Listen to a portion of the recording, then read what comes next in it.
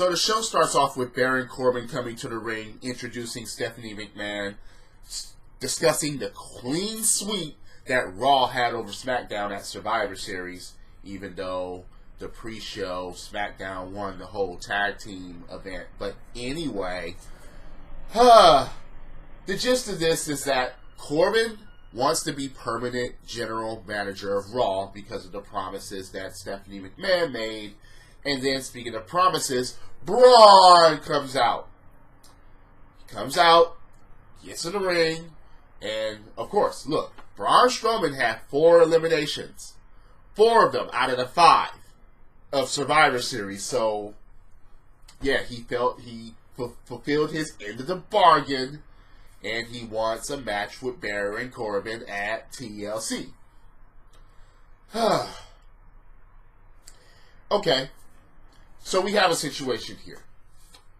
Baron Corbin versus Braun Strowman at TLC. Braun Strowman gets to name the stipulation. A tables, ladders, and chairs match. What about his Universal Championship title shot? If Strowman wins, he gets his shot at the Royal Rumble. Alrighty. But if Corbin wins, he gets to be permanent general manager of Raw. Okay.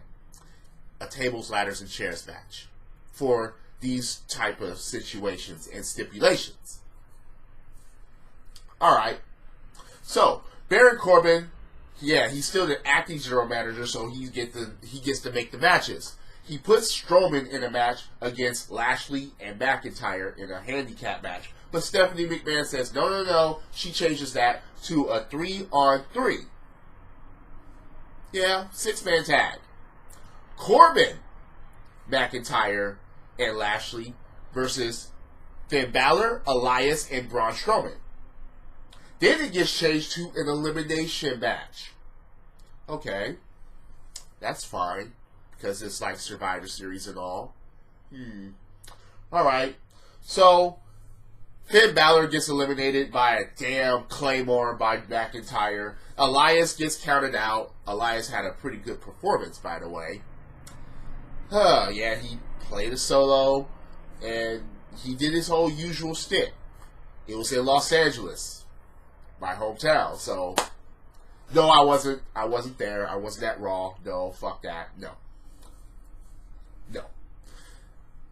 But Elias gets counted out in that process. So that leaves Braun Strowman against all 3 of his opponents. Instead of systematically taking down Strowman and letting maybe Corbin get the pin, Braun Strowman was about to pin Corbin, and it gets broken up, and McIntyre attacks with a chair, and then the bell rings. So McIntyre is disqualified, right? He needs to leave, right? No, the attack continues. The attack continues with chair. Lashley comes in, attacks. Wait a minute, what's going on here? So is there a double disqualification? Is there a triple disqualification? Is it a no contest? What the fuck is going on? They attack Strowman, and then with chairs and with the outside steel steps with Bobby Lashley holding on to Braun Strowman's arm, his right elbow gets shattered. And that was the report later on in the show, that Braun Strowman has a shattered right elbow. Seth Rollins comes out, and he said it's 6 years to the day that the Shield debuted. Okay, that's fine. At TLC, it will be an Intercontinental Championship match between Dean Ambrose and Seth Rollins. It's funny how he said that he didn't talk to Ambrose while he was injured because Ambrose didn't pick up the phone. He said that this is the first time that Dean Ambrose said he loved anything when he said he loved the WWE and he loved performing and stuff like that. Wait a minute. Yeah, that's the first time you heard that? Oh. Yeah. Okay. That kind of doesn't make any sense because Yeah, he has a wife that does commentary. But anyway, I'm not going to go into that. He calls out Ambrose. Ambrose declines, of course. And Ambrose was like, the Shield did more harm than good. He says that he had to answer for his... He had to answer to the man upstairs because of the things that they did. And Rollins has to answer to Ambrose. Come find me. Yeah. So Rollins goes and looks for Ambrose. And he bumps into some quote-unquote security demanding to know where Ambrose is. And security, one of the guys was like, I don't know where Ambrose is, but you better get out of my face. And Rollins punches him out. So we could just go punching security and nothing's going to happen to you. Alright, that's fine. Yeah, okay. Speaking of nothing happening to you, Nia Jax, sole survivor at Survivor Series, and Tamina versus Sasha Banks and Bayley. Nia Jax, with her quote-unquote face breaker, yeah, she keeps blowing on her fist like, yeah, this is the face breaker. Yeah, Nia reigns. That's basically who she is now. Nia reigns. And Tamina win the match. Ambrose is playing games. He's playing hide and go seek in the back, which is kind of funny. And he goes and says, this is where the Shield called home. Rollins actually goes and finds that place, and on the door it says burn it down. Okay, that's fine. Drake Maverick. Piss jokes. Yeah, that's not going away anytime soon since he pissed on himself at Survivor Series when he was threatened by the Big Show. Anyway, they're in line at catering and everything, and there's superstars there and people there, and they're like, yeah, hey, did you try to peas? It was comedy. It was comedy. It was. Then, alright, you had Heath Slater and Rhino even getting into it, but the final part was Bobby Roode and Chad Gable. Yeah, that... Piss jokes, huh? Alright, Raw. You can't have any great presentation in the ring or storylines or anything like that in order to keep us interested and so on and so forth. But you can have a couple of minutes of piss jokes. So you know what's going to happen to Bobby Roode and Chad Gable later, right? Wow, there's going to be a match. Because Drake Maverick's like, you're going to get it now. Anyway, Lucha House Party versus the Revival in Lucha Rules. What the fuck happened to the Revival? The Revival was something that was going to be special on the fucking main roster. See, this was what really pisses me off, and this is why I can't watch NXT for this reason. I can't watch NXT because as soon as I see NXT and I'm like, great prospects, great matches, great everything, and then these people get to the main roster and they get fucked. I can't watch NXT for that reason. Regardless of people saying NXT is good, they get to the main roster. Most of the people that get to the main roster is like, damn. So what the fuck was the point of NXT if you're going to put these people on the main roster and they be fucked? I don't understand that. So that's why I'm like, okay, so I'm going to watch good shit here, and then these people get to here, and they don't perform to the high level that they can? No. Just, no. No, I don't understand that. One bit. That's just silly. It is really fucked up to me that they would do that in reverse. NXT should be a starting point to move your way up. and then you get to the main roster and you move higher. They got that shit backwards. Rollins wants to fight Ambrose. He wants to hurt Ambrose because of what he said about Roman Reigns. Okay, and while he was conducting that interview with Charlie, Ambrose walks right behind him. He just strolls right behind him, and Titus O'Neil's like, "Hey, Steph, Rollins, yeah, Ambrose is just right here. He's just right here," and then doesn't even point him to go to the right direction. Rollins goes the wrong way. Ronda Rousey comes out. Ronda, learn how to hold a fucking title. Learn how to hold a belt. Please. I hate when people don't know how to hold fucking championship belts. They got it the belt's way down here, the strap is all fucking dripping down and shit. I'm like, damn, if you carry that championship with pride, or at least fucking wear it and know how to fucking hold it. That's just my thing about it.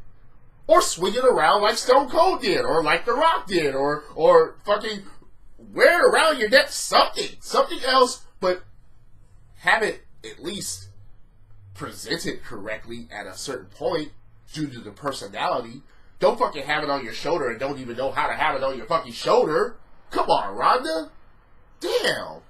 But anyway, she hits the ring and she talks about Nia Jax, TLC, and win, lose, or draw, she says, but she'll win. She wants Charlotte Flair again and to finish what they started after she taps out Nia.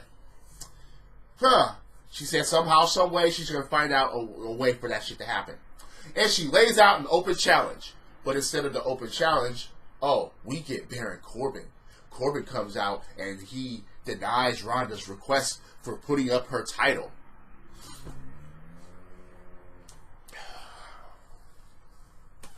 Look, people. Denying to put up a championship up for grabs, when you don't even have your main champion on the show. So wait a minute. Ronda actually had a good point. Whether she's 100% or 1%, she's there. She's there and she wants to fight. She wants to defend the title. That's what we fucking want. Lesnar's not there. Doesn't defend the title. So why the fuck would Corbin stop a fucking title defense? That doesn't make any fucking sense. But eventually Corbin does give in because Ronda Rousey walks up to him and she's like, "Or do you want some of the champ?" Hey, she flipped that motherfucker over before. All she needed to do was put that armbar on him. That would have looked kind of funny. Corbin was like, "Okay, yeah, you asked for it. So, yeah, the next person, I'm going to find someone, and that next person is going to be the next Raw Women's Champion." Yeah. Mickie James versus Ronda Rousey. Mickie James loses to Ronda Rousey in a title defense. Okay, fine. As Ronda Rousey was walking to the back, Nia Jax and Tamina comes out, and they meet her at the ramp, and Nia does that fist thing again. Yeah, fist. Oh, yeah, I should be suspended for hitting Becky the way I did, but no, I'm related to Roman Reigns and The Rock. I can do whatever I want. That's basically my fucking gist of that, okay? If you have anything else to say otherwise against that, comment. Come on, bring that shit. There's no way that Nia Jax should not be fucking punished for what she did to Becky. Period. Again, related to The Rock, related to the Reigns, related to the Usos. Yeah, that's what you get. You get Soul Survivor at Survivor Series, title shots, pushes, beating women in tag team. That's what you get, I guess. Oh, yeah, I remember when Roman, he got drugs and suspended and, wait, that didn't last long, did it? Oh, yeah. All right, fine. Anyway. Bobby Roode and Chad Gable versus AOP. Alright, I'm expecting AOP to destroy. But that doesn't happen. Bobby Roode and Chad Gable win the match.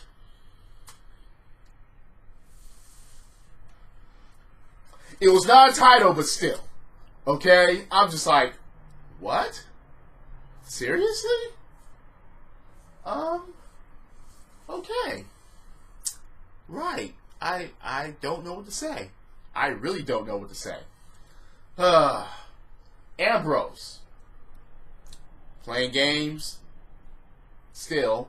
And still with the hide and go seek thing. He said, it's not about Roman. Grow up. Yeah, and he says that he will burn it down if he finds him. Oh yeah, if Rollins finds me, I'll burn it down. But Seth Rollins, yeah, he packs up his stuff and he's like, hey, I'm not going to find Ambrose. I got him at TLC, might as well leave. And Rollins just walks away. Okay, fine. Natalya versus Ruby Riot. Natalya beats Ruby Riot. The Riot Squad got involved, but it didn't stop the match because Natalya fended them off. And in a roll-up fashion, Natalya beats Ruby Riot. Alright. Still doesn't make up for the sunglasses, though. It just doesn't. Ambrose goes to the ring, mocks Seth Rollins, Reigns, and the fans. Talking about, what is that smell? What is that smell? I smell you people. Okay. We're going there now? You're going to steal some of Elias's talking points from face to heel? That's what we're doing here? Rollins didn't leave the fucking building. Duh! And he runs, and next thing you know, he comes out the ramp, he hits the ring, and a brawl takes place. Ambrose is actually getting his ass whooped for a little bit until curb stomp gets attempted and a low blow by Dean Ambrose. He hit him in the ding-ding. Thank you. Yeah. So we know what comes after that. Dirty deeds. Ambrose leaves the ring, comes back. Another dirty deeds. And that's it. That ends the show. And I'm like, so following Survivor Series, we get this. Survivor Series was just Raw being triumphant. And then you got people not fulfilling what they should be fulfilling on the main roster on the show. I don't know. Anyway, that was Monday Night Raw, and I'm sitting up here like, damn, this is supposed to be hype for the Royal Rumble? This is supposed to be the celebration for Raw having a quote-unquote clean sweep of SmackDown? This is supposed to be the big thing that's going on? We're not going to see Lesnar until at least the Royal Rumble. We're not even going to have a Universal Championship match at the next pay-per-view, which is TLC. We have a TLC match that's not even for a fucking title. It's for a couple of stipulations. Or positions. Or title shots. Damn. Chad Gable and Bobby Roode beating the AOP. I don't know. I don't know about that. Nia Reigns getting all types of special treatment, even though she should be punished for hitting Becky. And Becky took it like a champ, though. Yeah, there was even a Becky chant when Ronda Rousey was speaking. So again, or we want Becky chant. Yeah, but anyway, that was the show. If you disagree or you agree with my opinions, let me know. Comment below if you're on YouTube. Hit that like button. Hit subscribe. Set up those notifications. If you're on Spreaker.com or on Apple's iTunes, once again, thank you for joining along. Royal Rumble hype? Was it? Really? Was it? Was this Royal Rumble hype? Was this TLC hype? That you're like, oh yeah, I can't wait to see that shit. Was it? Maybe for the Intercontinental Championship match. Because at least the game's being played along the way, and the way they're setting that up, as far as getting a little bit personal, at least I can see that. But everything else, no, that's just hot garbage. Drop kicks, body slams, throwing motherfuckers over the top rope, both feet hitting the floor. Yes, I'm a wrestling fan. This is the theme, and the theme is go. Credits.